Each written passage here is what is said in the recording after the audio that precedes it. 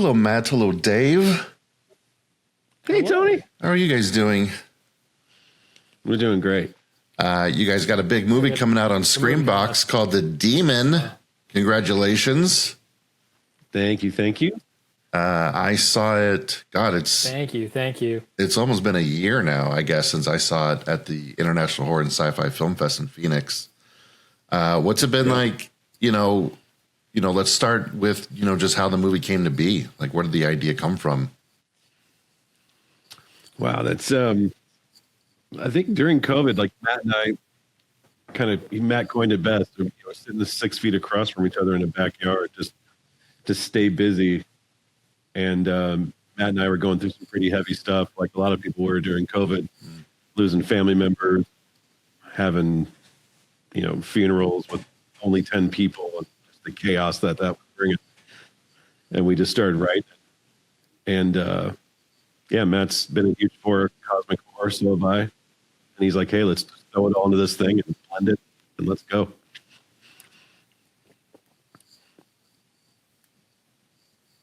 Matt, what was it like to kind of start getting the movie going, and what led to, how'd you guys get the budget together? How'd you find your way to, your first day of filming? Yeah, it all started from us writing, really, and then just coming out of COVID, we just said, fuck it, let's go make a movie. We'd all been locked up for years at that point, and we had a script we liked. We had a location that was ours to use. The house location is Tyler's, who plays Tom in the film. And we wrote the script based around knowing that we had that location. All of the crazy shit like at the dunes and the lake and all that's right there. So like all the exteriors of the movie were shot within a couple miles of each other. So there was a lot of production value in a small area. And, a lot of people give you that advice, like for your first feature, like write for what you have, like write for what you can use. And yeah. I think that's really good advice. The Robert Rodriguez advice. Yeah, totally. Yeah. We went out and scouted, like as soon as it was safe to travel, and Dave, Tyler, and I spent 4 days there and just drank whiskey and lit fires and got to know the lake. But yeah, it stirred a lot of ideas, and the script developed, and then we just said, all right, we're going out this October, we're making this. We didn't have any money, we didn't have financing at that point. We just knew that we had a story we really loved and that had a lot of meaning behind it, a lot of our own grief and struggle through COVID is all there on the page, and it was a bit of a way for us to find some catharsis through all that. Yeah. And so we just said, we have to make this, we're going, and we just started talking to all of our friends that we'd made short films with over the years and said, hey, all those favors I helped you with on your short film, you want to come help me on my first feature? And everyone was down. All of the actors were friends that we cast in previous short films. Like Dave, I think between us, Dave and I have done like 20 something short films. So, we took our time practicing there before we made our first feature, and we're ready. And we were just at the point where it's like, it's time to do this. It's like, put your money where your mouth is. Or you want to make movies, let's make movies now. And so we set a date, and we got a crew and a cast together before we had a budget. And when you start having that momentum, people get on board. It just happened. It was crazy. What was it like for you guys, once it finished up and you started submitting it to film festivals? There's one thing to submit it to film festivals, but then to actually get the letters saying that you've been accepted into these film festivals. Were there ones that you were really hoping you got into that you made it? Or just what was it like to see, it getting accepted and, you're going to get it seen in movie theaters? Yeah, I think when you do a lot of short films, you kind of go through those waves of, you kind of get the gratification from all those festivals. So you apply to 20 or whatever it is, and if you get a good ride, it kind of fuels you, and then you kind of go back going, now what? It doesn't lead to this push the needle on your next picture.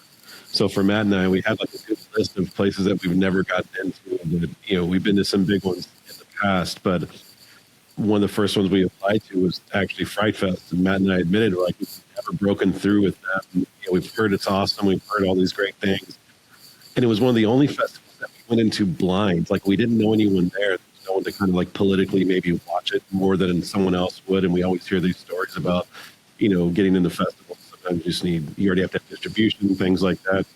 We didn't have anything. And Fright Fest was the first for us that kind of launched us. And that team over there with Alan Jones and Richard and Greg and everyone, they gave us a shot. They gave us the email, and to answer your question, how it felt pretty awesome because we know it's just a really fun festival. It's top 5 genre, worldwide. That and Fantasia, and Stitches, and Beyond Fest, things like that. Fright Fest is right up there with it, and everyone talks about what a great time it was. So for us to get that email was pretty fucking awesome. So yeah, and we felt like we broke through that like level from it's a very specific film. Anytime you do cosmic horror, Lovecraft, you're going to have a divided audience, anyways. But for them to kind of see an independent film, have no backing, no distribution, and give us a shot. It was a game changer, and we owe those guys everything, especially Alan. We went out on a limb for us, and we'll love them forever. When it comes to like cosmic horror, what other cosmic horror movies kind of inspired you guys for this one? I'll jump in quick, Matt. Matt's gonna have a different list, or maybe something different. Matt and I are both John Carpenter fans, but I definitely lean more towards like the Prince of Darkness, Mouth of Madness, maybe a little bit more weirder, a little bit, something I grew up with. I always loved that type of cosmic horror. Go ahead, Matt. Yeah. I don't know if you'd exactly call it cosmic horror, but I think it rides the line as Mandy. That was on my mind while we were making this. That was like one of my favorite films that had come out in recent times when we started production. But we talked about Event Horizon a lot. I think it's an underrated cosmic horror film. It's like as cosmic horror as it gets, and it's fucking scary too. The Endless was huge for you, Matt. The Endless too. Yeah, the Endless was really. It was inspirational, especially from like the way they made it. It's very similar to like how we made our film. Just like 2 friends and their friends going and making a movie. It was all, this production was just all about like getting together with your film family and making something because you want it so bad, Yeah. But then of course, like other films like The Thing, which is sort of like a micro version of At the Mountains of Madness. And, obviously Lovecraft itself, like his writing really inspired this almost more than any other film did. Probably more than any other film did. So. And then so after you guys finish the movie and you've got into film festivals, along comes Cineverse about, picking up the movie and putting it out on Screambox. What's it been like, with that process of, going through and actually getting not just your movie accepted into film festivals, but now it's going to be distributed and, seen by, the world. Yeah, I think, I forget who coined it, but someone said, you're lucky enough to get enough good people together to go make something. You're lucky enough to find maybe some money to go make something that's worth. You're lucky if you get into a festival or find an audience. You're lucky if people like it. You're lucky if you can get distribution, so on and so forth. To get to this level like that of visibility, where that's like the key now. There's so much content. There's so many artistic projects, just films in general, that it's getting visibility. So for the process of just getting signed by anyone, but more specifically having someone like Tony Wash at Screambox, who was a huge champion for it and wanted to sign it right when he saw it. You feel, hey, you're just grateful, but also there's so many good films we see that don't get the love, and better than ours, and worse than ours. Just good friends that don't get the same play. So you just got to have an immense amount of gratitude when it does break through. And we're extremely fortunate to have some guys like Tony Wash kind of fight for us and get it signed and give us this shot. So yeah, it's awesome, but it's also an immense amount of gratitude for that team. Yeah. Matt, what about you? Yeah, It's crazy. I have to thank Dave. Dave really like spearheaded, took the lead on the distribution process. Right after the film was made, I had my first kid. My wife and I had our first kid, and I was pretty buried under being a new dad for the last couple of years, and especially the first year. And you know, like the movie premiered, and I think she was about 6 months old then. And so like my bandwidth level was not where Dave's was when we were in this post premiere of the film era. And so thank God Dave had the bandwidth to like really talk to a lot of distributors, vet distributors, make sure that we found the right partner.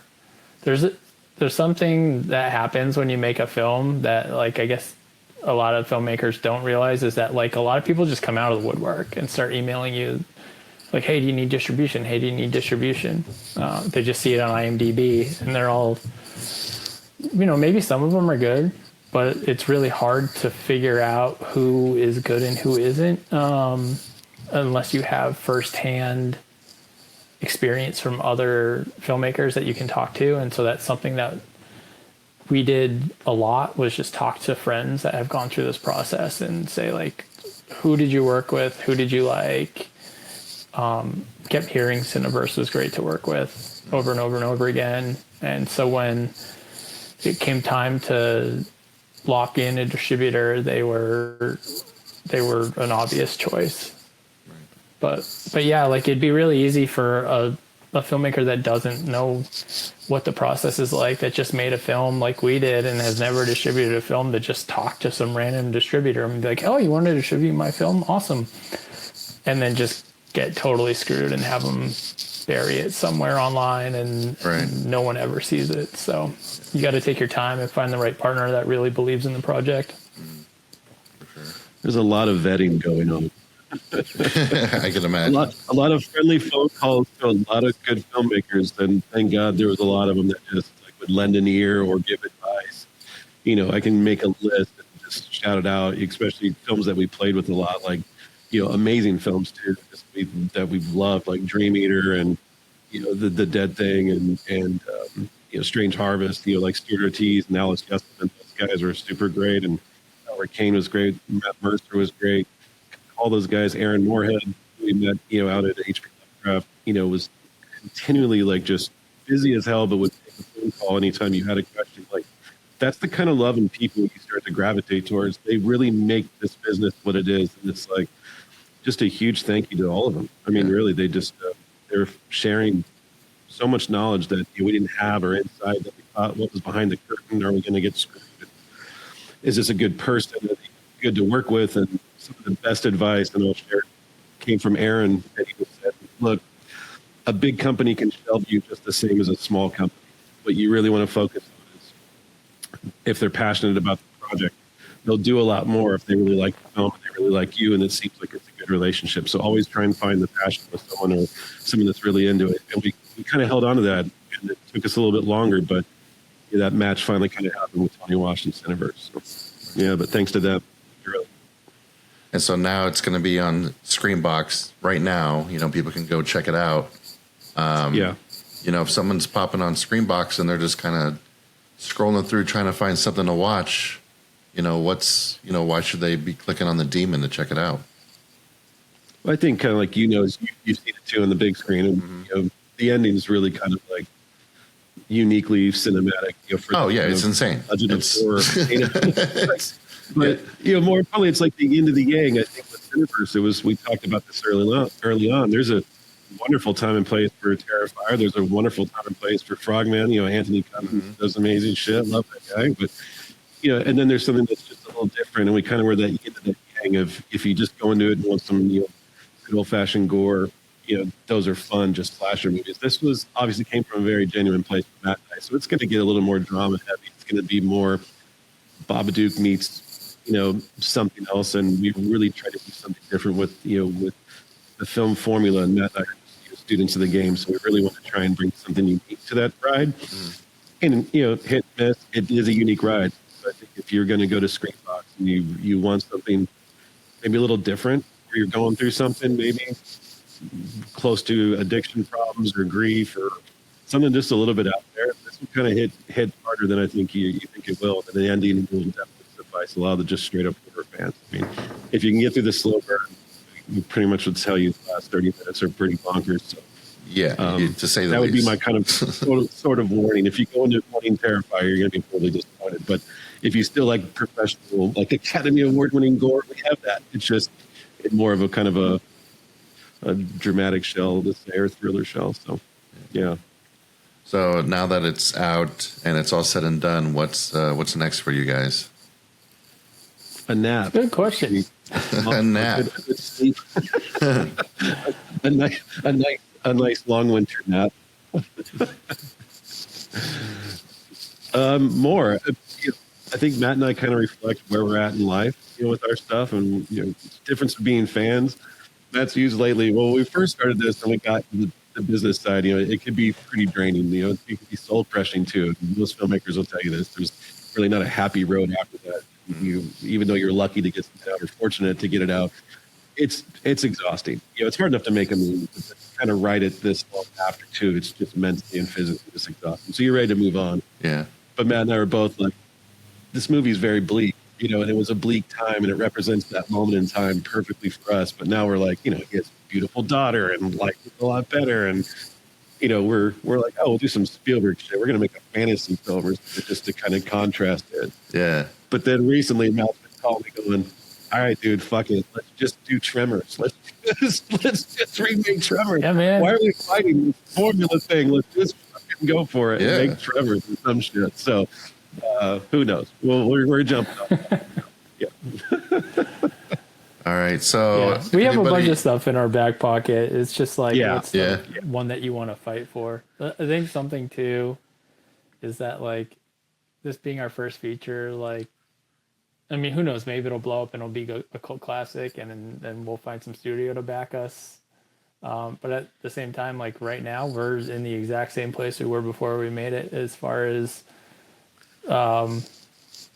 like finding funding for something, making something. It's like we don't have studio size budgets to go play with, so it's like finding something that you really care about, that you really need to talk about, right?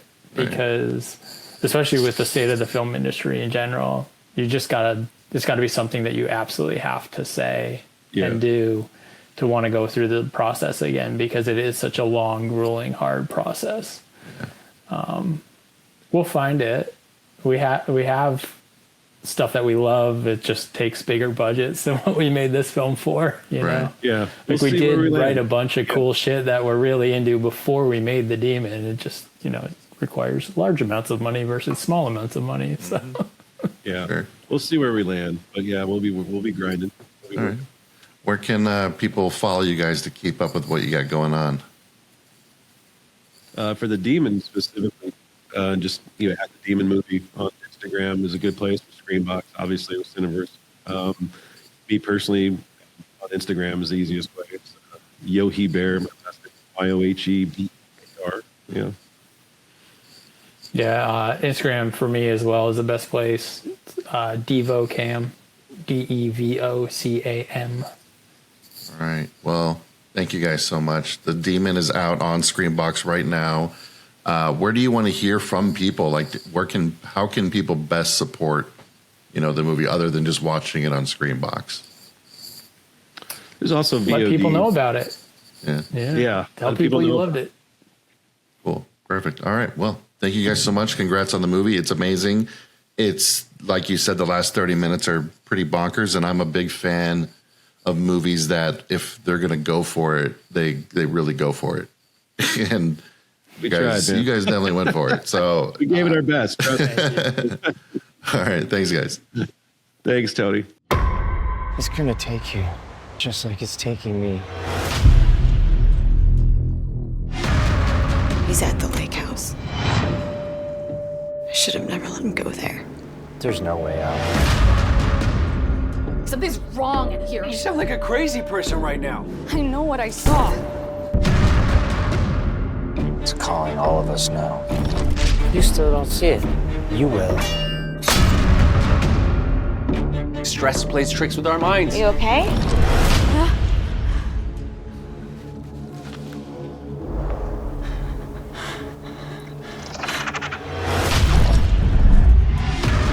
I can't protect you. All I'm asking is for you to still look at me. Look at me! I'm okay. I can hear you.